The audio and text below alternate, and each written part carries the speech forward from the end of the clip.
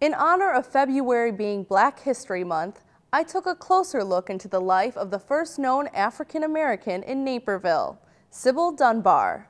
Who was the first African American in Naperville?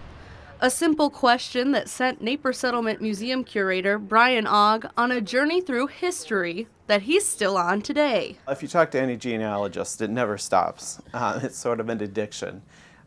We will continue to search for Sybil.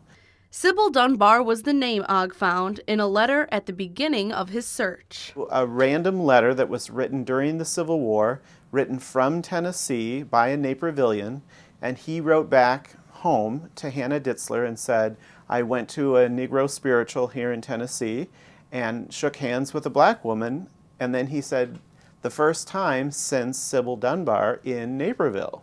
So we know that he had contact with her and that she was known among Napervillians. Illinois was not a slave state, meaning Sybil would have been free during her time here from 1860 to when she passed in 1868. Chicago was a big town, a growing city. There was more employment opportunities. Out here in Naperville, probably the churches were a little more open and accepting of people of all races and colors. But who was Sybil, and where did she come from?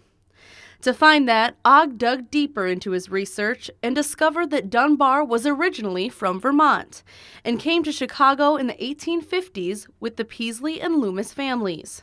In the 1850 census, she does not have any personal wealth recorded, but when she moves to Naperville in 1860, she has $2,000 as personal wealth. So for an African-American woman at that time, that's about $32,000.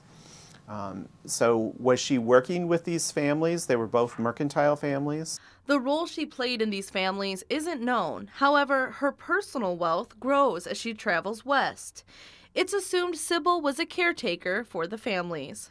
They all seem to know the Slates and the Napers, and like I said, the Butlers, the Scotts, the Willard Scott store downtown.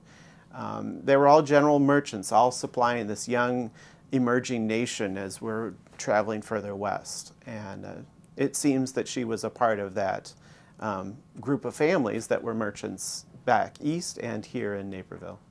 Though there's no way to know, the fact that she was buried on the Peasley family lot in 1868 at the Naperville Cemetery makes it a probability.